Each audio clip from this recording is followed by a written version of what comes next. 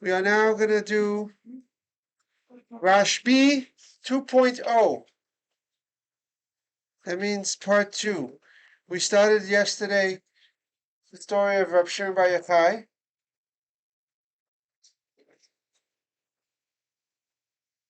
And we got to here.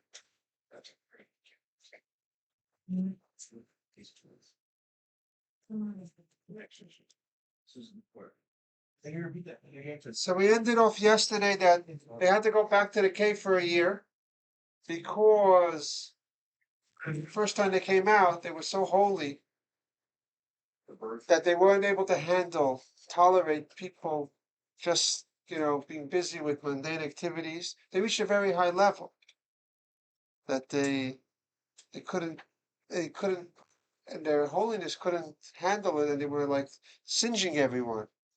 And they were told to go back in the cave for a year. Then they tried again, and this time Rabbi Shimon bar Yochai was able to fix whatever his son damaged. I'm not sure how that felt for the people, but until they saw there's somebody running with the two flowers, the two myrtles for Shabbos, and they said, "Why two?" And he said, "What do you mean? Shabbat v'zokah. There's 2 dimensions to Shabbos. There's making sure you don't do anything that violates the spirit of Shabbos, and then there's actively making it a very holy, powerful, special day. So of course we need 2 flowers." So Shimon bar Yochai says, he tells his son, "You see how precious the Jews are." And he was able to calm down and stop blowing up everything. Yeah. How'd they do, where'd they get a little Vanessa while they were in the cave? Very good question. It's discussed. The Rebbe discusses that. It didn't have things. It didn't have. And they had to do it like the others did. They took with them what they could have, but if they couldn't arrange matzah from carobs and whatever, so they did whatever they could spiritually. But it wasn't the same. That's right. It was a different kind of experience. But it was because they were they were officially in danger. Okay, I'm sure could be, doesn't say. Maybe they did arrange. Maybe they snuck out and got something, came back. It doesn't seem like Went to the corner. went too much. Or they would have got clothing. Stopped up by the bodega. The story's not over. By the way, there's opinions that they came out unlike Boimer. Also, it's not mentioned like in the older text, but it's some. I think the Yisachar. So someone mentions that that they came out of the cave on the 33rd day of the Omer, which is the 18th of Iyar, always in our calendar. Okay, moving along. Where did they have how many storms did they bring with them? How did they not They finish? had some scrolls. They wrote. The Rebbe says they were mainly learning all the different parts of time. Not the whole Zohar and everything was only a few months. They were there for 13 years. So let's discuss. Okay, let's continue the narrative as it's presented in the Talmud. So Shama Rabbi Pinchas ben Yair Chasne, the son-in-law of Rabbi Shimon bar Yochai, he heard that he came out, out of the cave. The Nafak Lapa, he went to greet him. Aila lebe banye. He went to take a shower, a bath. Havaka orich le levisre. He saw like his flesh that was cleaning him, was helping him wash himself, and with that, and he was.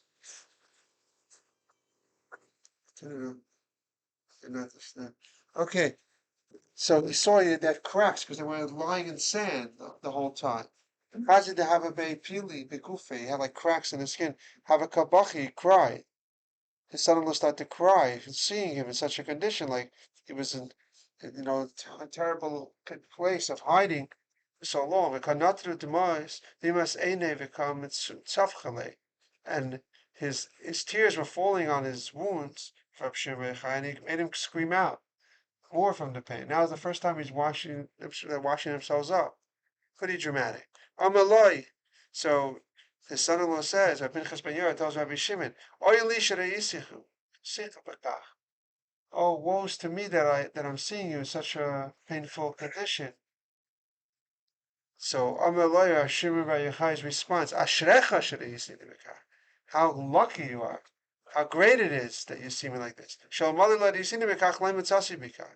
All the this is a symptom of all and it came hand in hand together with the great spiritual accomplishments that I achieved. The great holiness and spirituality that I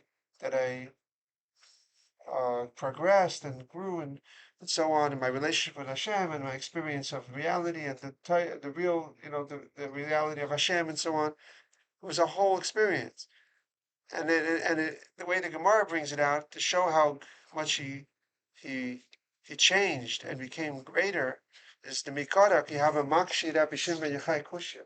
Originally, when Rabbi Shimon ben Yochai had a question in the Gemara they were learning, have a Mafadik le Rabbi Pinchas ben Yair and Teresa Piruki. He would give him 12 answers to every time. Rabbi Shimon would ask a question, and Rabbi Pinchas ben Yair would give him 12 answers, because he was like Shimon ben Yochai was lower in knowledge than Pinchas ben Yair. He would give him 12 solutions to whatever was bothering him. But when he came out of the cave, everything reversed. After the cave experience, now Pinchas ben Yair would get stuck. His former, the Rabbi Shimon Yochai used to come to him with questions. Now he would go to him with questions, and he would give him Rabbi Shimon Yochai estin v'abal piduke, and now he would give him 24 answers. They reversed and doubled the roles. Like, how did they learn so? They only had limited form. They didn't have a teacher. Like, how were they? I got problem. I mean, the whole Torah. Because Hashem taught him. Okay, It doesn't say how many scrolls they took with them. What? They could have taken a lot of scrolls. They studied. Then they studied a lot. There wasn't much for it. Everything was. Even the Mishnah was not published yet. Exactly my So point. the only everything thing was master to teacher. They had the Tanakh. The only way to learn was from someone. They had Tanakh, and they had their own notes. Their own notes. Everyone had their own notes of all the learning they did their whole life. People would always make notes before the Mishnah was published. So they went over the Tanakh with all the oral Torah that they learned, and they started to innovate and to experience new things. We don't know the exact nature of it, but it wasn't only Kabbalah. Like, did Eliyahu come down to teach them or something? It doesn't say. It said Eliyahu came to tell them when to leave. That's all we mentioned. So after this, so at first he says it was all worth it, Okay, then he said as follows: Nisa, Ezel Iskin Milsa.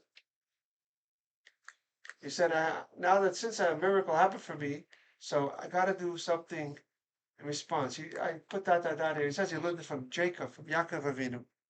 Also, there's opinions what did he do when he had a miracle for the nearby town. So he said, is there anything I can help you with? He asked the town, right, where he was hiding, like an appreciation.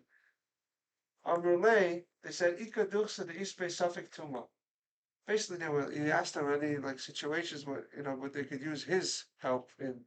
So they said there's a area where we don't know, there's Suffolk Tuma. It's a big inconvenience because you don't know where the bodies are buried in this particular thoroughfare, and because of that, it causes a lot of pain or inconvenience for all the Kohanim to go all around this big area. So Omar, he said, Ika inish is chazik hachatara. Is there a person that knows for sure that it was a pure at one point, before the bodies? Is anyone could testify about that?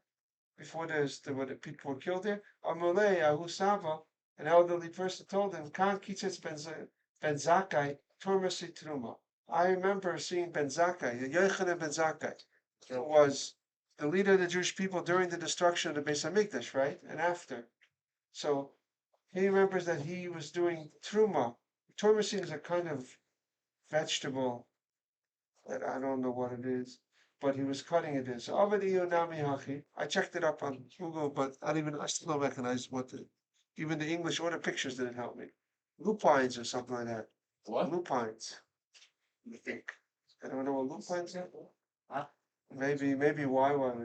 Okay. Avad ihu namiyachi. So he also started cutting those vegetables. And Hashem made a miracle wherever there were bodies. Kolechad avakashi tade.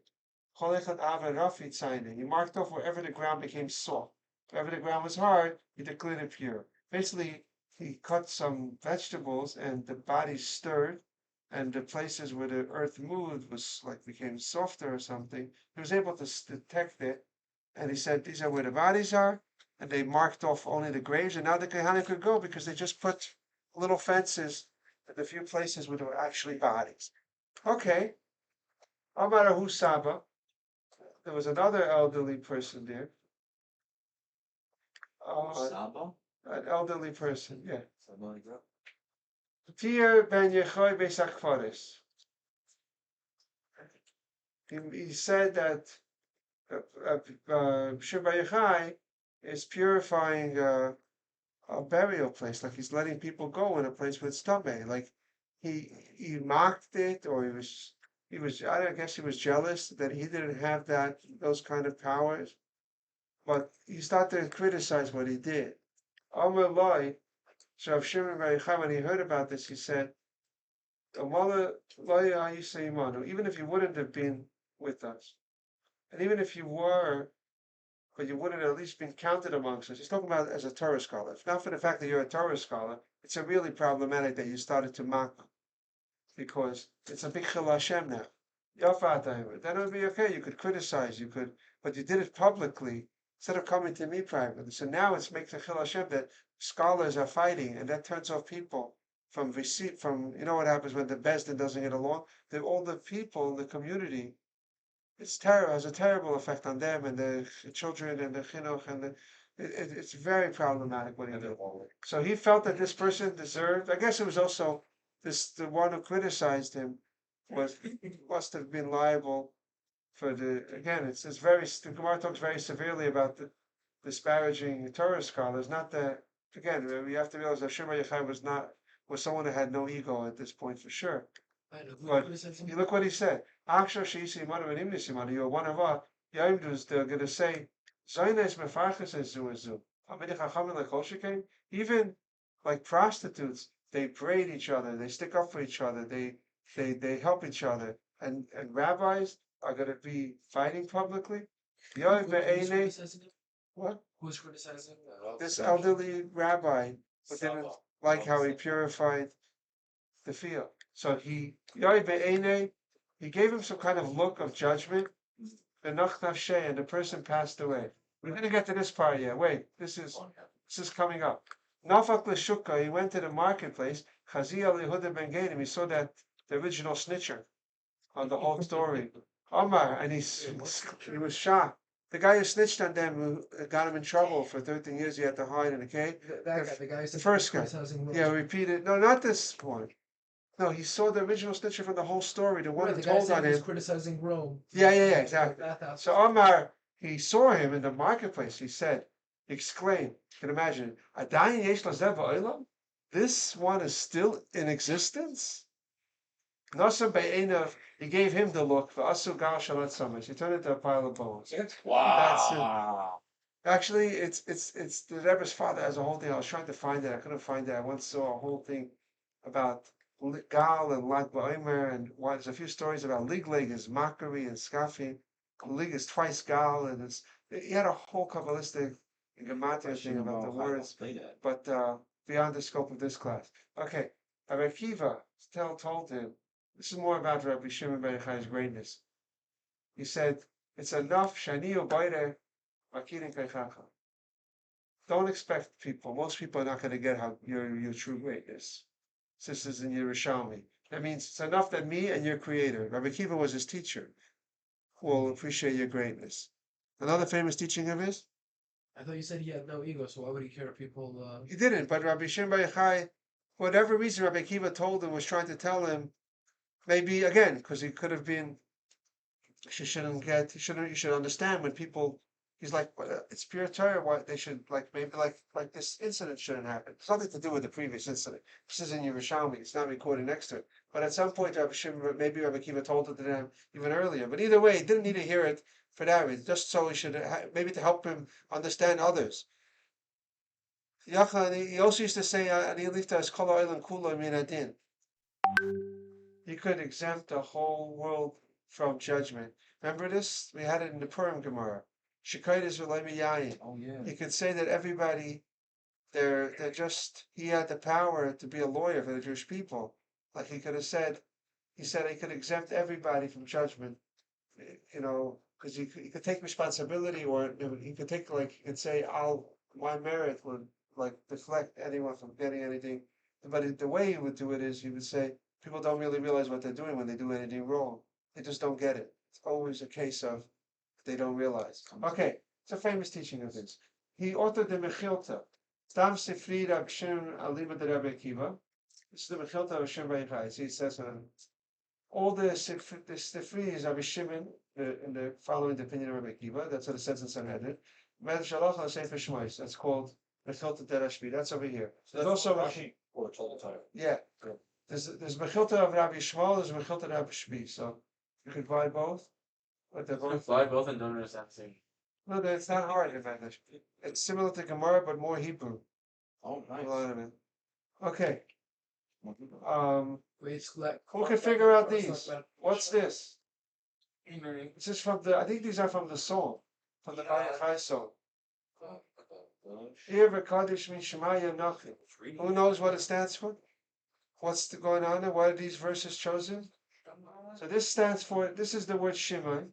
It's not in order. The first letter of each word spells Shimon. Shin, Mem, Ayin, Vav, Nun, which is Ir V'Kadish Min Shemaya Nachim. And then Ki Lo Yishchach Min Pi Zarei, the last letter of every word spells Yochai. What's Yochai? His father's name, also not in order. Shimon Bar Yochai. But that's what they have there. Okay. Where's he buried at, Rabbi? Huh? Where is that? Somewhere in Yisrael, but I think it might be city. I don't know. I think it may be by Meron. They put it there. Zayar is his famous work attributed to Yeshiva Torah Ohr. What's that pattern in the background? That's a spheres, basic spheres. That's the spheres? One And they all have colors. Yeah, I have that. I know. That looks like some Eastern mysticism. version of the spheres. Could be AI and Google, but it's the same thing. It's just a pattern of these things. Just Rabbi, you remember when you gave that class on them and you gave that each one of them had colors? Yeah, we mentioned Also, one we of talked these. about it yesterday. Okay, another Gemara. This is a great story. That- You doesn't you want some good bedtime stories? You ready? Shapam achas gozna machas gzeda. So the kingdom, which refers to the Romans, they made a decree against the Jews. Shalai yishmenu Shabbos, shalai yimoyles b'nei, v'shivalos nidas. They cannot keep Shabbos. They cannot do circumcision, and they cannot have mikvah. They cannot have family purity. Basically, they were trying to stop Judaism. Could be when a little bit. He was one of the teachers of a Rabbi Yehuda Nossi. So that, remember we mentioned that story that Rabbi Yehuda Nossi got a bris and he got in trouble. So this could be during that decree time. So look at what happened next. Halach Rabbi Ruvain ben Isterubli. V'siper Koimi. He got himself a real Goyish hairstyle. He cut his hair in the fashion of the Gentiles. V'halach v'yashav imam, and he mingled his way into the upper class of the Romans as to trick them, as he's one of them. He started becoming friends with them, and Amar lahem. And then they found an opportunity, and he said as follows: Mi sheish le'oyev. If anyone has an enemy, Oni or Yashir, do you want your enemy to be rich or to be poor? Of course we want the ones that we don't like. We don't want them to be successful. We want our enemy to be poor. So he's like, if that's the case, we should. Why are we making them do work on Shabbos? We're making them richer. Let them take off one day a week so they'll have less money. And they said, "Oh, that's a great idea." He found a setting. He snuck it in. He found the opportunity to point that out, and he got the decree canceled. Amru Tavis Amar Libatul Vatlua. Let it be bought, and they canceled it. He said, "You're speaking good. Makes sense." And they canceled the Shabbos decree. Chazav Amar Lahem. Then he continued his. He didn't do this all in one conversation. Not to be suspicious, but he said to them, "Mishesh le'oyev yachish yavli." You have an enemy. You want it to be strong or weak or healthy? Yachish is weak. Or Yavin, should it be healthy? So Amrullah, they told him, Yachish. We want our enemies to be weak. Let Lishvayda Yamim. Yachishim. let them do circumcisions and weaken themselves. They'll mutilate themselves. They'll be weaker off, but we'll be better off. Our enemies will be weaker. They're our enemy ideologically. Judaism was like a big competition with the Roman Empire. A lot of upper class, like we learned in Rabbi Kiva's story, were women and noblemen all around that were like looking at the Judaism. They wanted to be weaker, and so let them do circumcision. They cancel that decree as well. Chazav Amar he tried to find another opportunity. You want them to increase, to multiply, or they should be having less children. Of course, less. Let them separate from the wives. Let them have the. Why are we trying to enforce the whole family purity? So somebody said good about Lua. But then some people got suspicious.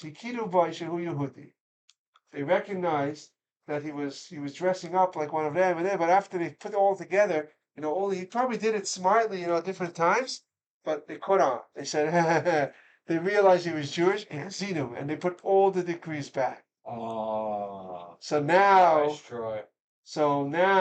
he gets Amru. So now the Jews, the rabbis are back in Jerusalem, and they had another meeting where they said, now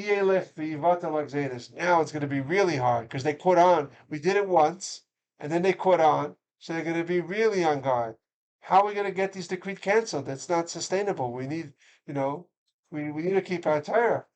So they said, we have no choice. Now it's like emergency. Rabbi Shimon ben Yochai, he is experienced with miracles.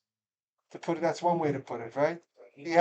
He's worthy of miracles. He's malumid. He's accustomed. He's experienced with miracles. So he says he traveled, took with him someone. Okay, Yatzal Likrasai ben Tamalyan. As he comes approaches the city of the Rome or wherever it was, he was going to the governor to try to deal with the decree. A demon came, some kind of demon came, named Ben Tamalyan, and offered his services. Tell me that they were born. He is offered, they absolutely are. And he offered his services. He says that you want me to, you could use, my help to anything for your mission? What's up, bud? Bacha, Rab Shimon cry. He's like, Ma shivcha shobes Abba. Our ancestor Avram, a maid in his house, Hagar. She encountered an angel, which is a positive, holy, spiritual being. Ani loy pamachas.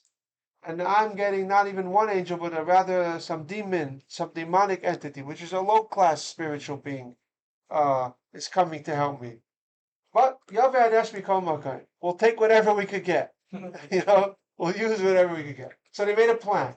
Kadimhu, he sent the demon ahead to possess the daughter of the Caesar, of the Caesar.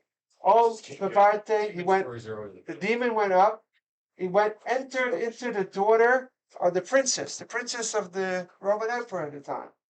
Himata Hassan, when he came, he waited for the drama. Everyone's going crazy, and they tried out. I'm assuming it just does it very quickly, but there was a lot of doctors and exorcists, whoever was trying to help her, to no avail. She was just going crazy and deteriorating in a very bad place. And when he finally he said maybe I could try. He comes in. He presented himself as to volunteer to try to secure the daughter. When he came in, he says Ben Tamalyan say he whispered time for you to leave. He told the demon, okay, you can leave now. Ben Tamalyan say.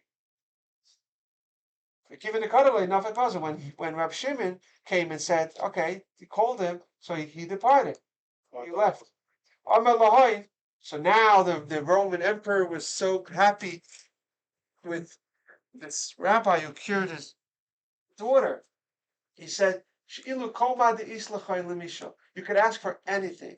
He put him in his treasure room and said you could take anything you want.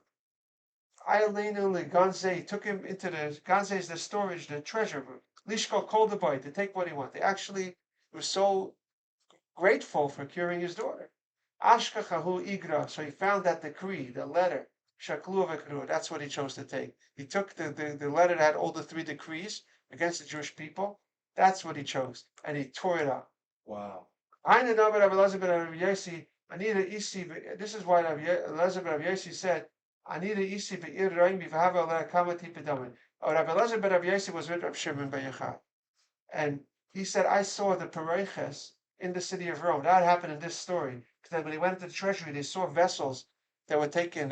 This was before the Rome was sacked. Vatican took over. Before things were sacked. So he said he saw the pareiches there, and he saw there was drops of blood on it. Because there was a discussion once in the Gemara about how they actually poured the blood, sprinkled the blood, but towards they actually hit the curtain. Anyway, that's how he was able to testify because he was with. This is after the Churban. This is like 100 years after the Beis Hamikdash was destroyed, but he saw it. He saw the pareiches there, the curtain between the holy and the holy of holies.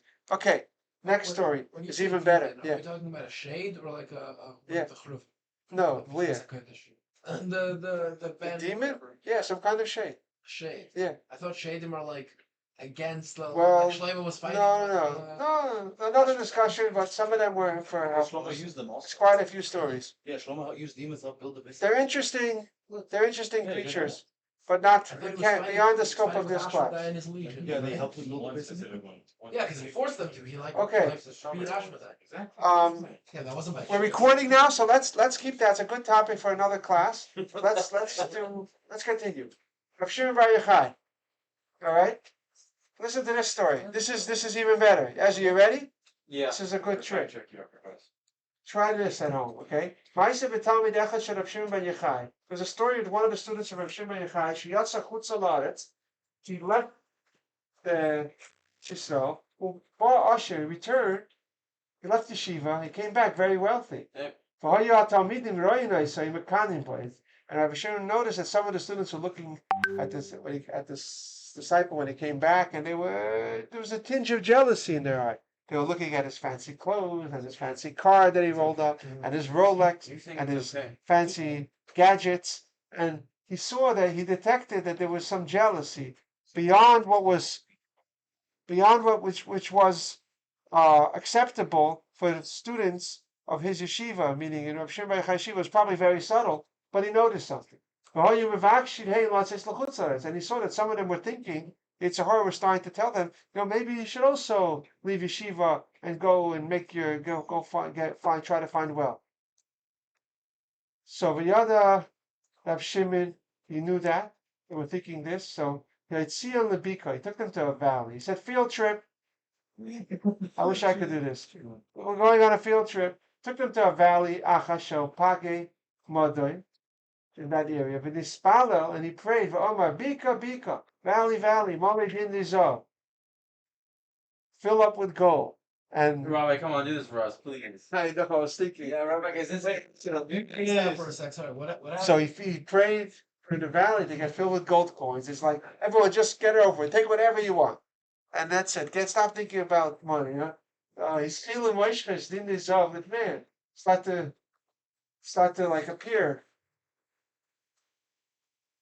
a bunch of gold. So Amalehem Zav Atem if it's gold that you want, and a Zav you could collect gold as gold. But you should know, whatever you're taking now is you're depriving yourself of real meaningful pleasures and experience in the world to come. It's you're translating into this physical, which things are only temporary. So who knows? Because the real reward for Torah, the ultimate reward, have a like the pasuk says. You could rejoice and smile because of what you're anticipating when you learn Torah at the end of time, like after this life, and so on. So this is just another crazy stuff. Rabbi, wouldn't that So make the it doesn't say what happened, but I don't think they took too much. Wouldn't that make the students? No, but they took a little bit. Wouldn't that make the students even more jealous though? No, he obviously taught them about the right perspective, how not to be jealous of that fancy whatever they saw. I don't think he was showing off physical wealth too much anyway, but in a subtle way, they were like a little bit. I would imagine maybe he was also saying that the other guy also kind of traded because when he went, Yeah. he could have been learning Of that course, he exactly. traded. It's the same thing. Exactly. So it's That's not what I that it's not that he got it for free, but they would have to pay for the amount. Of money. Exactly. That guy Yeah, also yeah. paid for. That for it comes at a using- cost, and you're losing Torah for it. Right. Okay. A rainbow wasn't seen in his generation. It says as a sign, it's as a sign of his righteousness. This means either certain kinds of rainbow, or the rainbow wasn't necessary as a sign to protect the generation, because we said before his merit was great enough. Okay, we have students here. His famous students is his son Rabbi Elazar, who he studied with in the cave for 13 years. They must have been very close. And Rabbeinu HaKadosh is also very, very famous. The one who published the Mishnah was a student of Rav Shimon Bar Yochai. Yeah, Rabbi Yehuda Nasi, also known as Rabbi Plain or Rabbeinu HaKadosh. So he was a student of Shimon Bar Yochai. The Zohar often refers to a special group of disciples known as the Chavraya. They're called the Chevra. Chevra, the Chavraya Kadisha, the holy group. Okay? The ones that are mentioned the most is Rab Abba, Rab Yehuda, Rab Yosef ben Yaakov, Rab Yitzchak, Rab Chizkiah, Rab Chia, Rab Yossi, Rab Yaakov Barit. And you have this also by Baron. It says the Ada, the group of Shimon, Yochai, Rab Yossi, Rab Chizkiah, these are the ones that are mentioned a Sounds lot. like you're writing, is he? Okay. That's what. What? That's in Can you go back, Rome? Rabbi? That's in Rome. Rabbi, can you go back? No, that's by Rabbi, Meron. can you go back, please? What? You like this writing? Never mind. Rabbi Shimon. Stone style. Okay. Some of his famous teachings.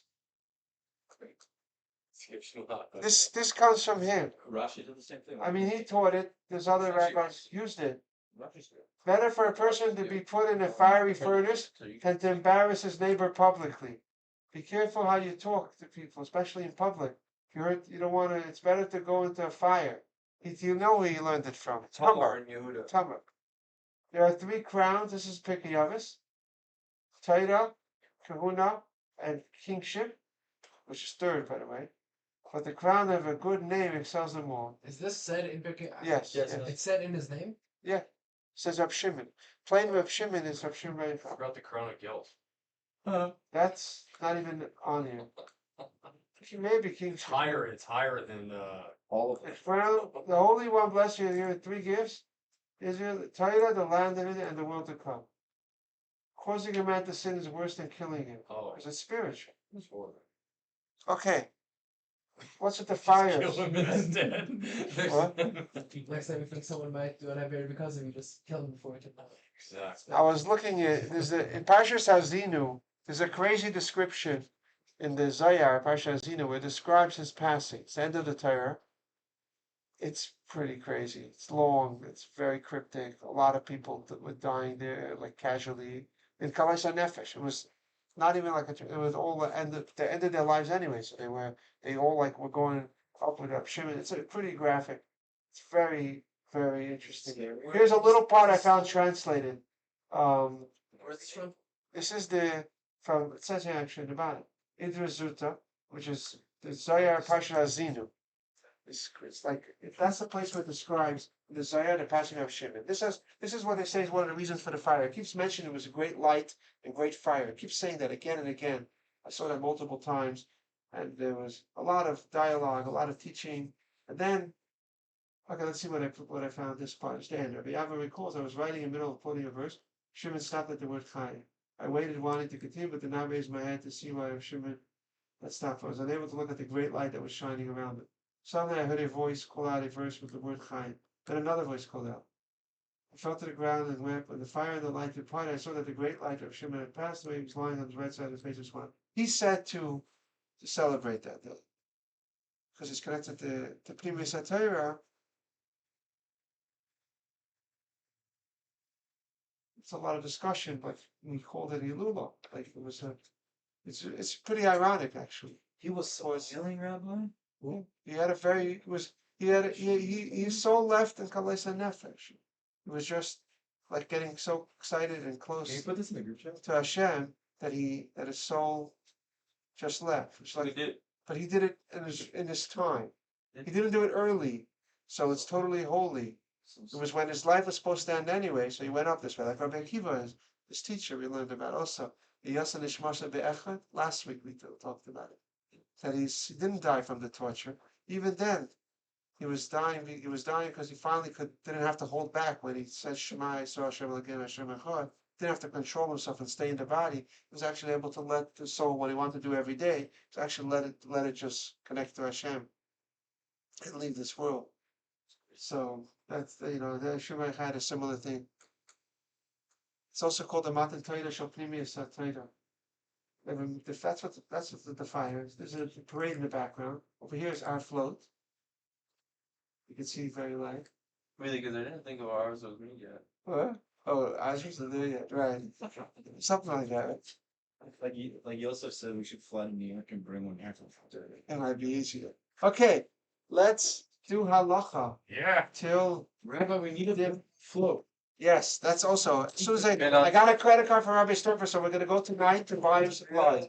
We just have to plan it out. Well, That's at one point $1,300 for myself. Yeah, at what point tonight? At like Nice. 9:05? I don't know if I can make it at 9:45.